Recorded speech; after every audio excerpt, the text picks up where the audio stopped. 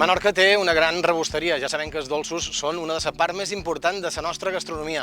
En aquest número d'Oliaigo venim fins a Mercadal per conèixer els secrets de la sucreria. Avui farem un dels postres, un dels dolços més típics de Menorca, la coca bamba.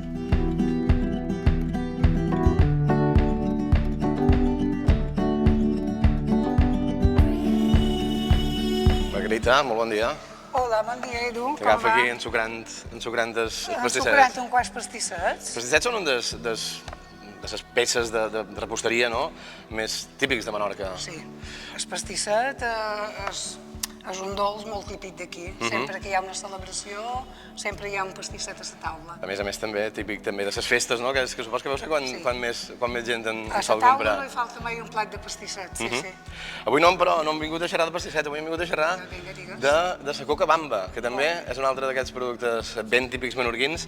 Xerraven de les festes, que no solen faltar els pastissets, el que no falta a unes festes és una coca bamba. No, no hi pot faltar mai. El berenar de xocolata i la coca bamba és típic d'aquí de tota la vida, sempre. Perquè tenim cimades, també, evidentment, però són cimades, me penso que no venen de Menorca exclusivament, però sí que la coca bamba és una cosa que... Segons tenc entès, és més de Mallorca, però aquí ja està molt arrelat, també. Fa molts anys que també hi és. Però el que és producte típic menorquí és la coca bamba. La coca bamba, sí. Que es veu fer diferent, que... Sí, els ingredients són més o menys, però la manera de fer és molt diferent. La coca bamba és més com un brioix, és diferent.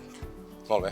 Segueix ensucrant els pastissets aquests que ens queden, perquè jo crec que una vegada vagi acabat podríem començar a anar a veure com es prepara, perquè dius que els ingredients són diferents i la manera de cuinar també, no? Sí, ben diferent. Idò, quan vulguis. Idò, anem cap allà? Jo te donaré un delantal, aquí. M'hauré de el capell també, no? Sí, perquè facis un poquet de feina. Idò, anem cap allà, vinga. Molt bé.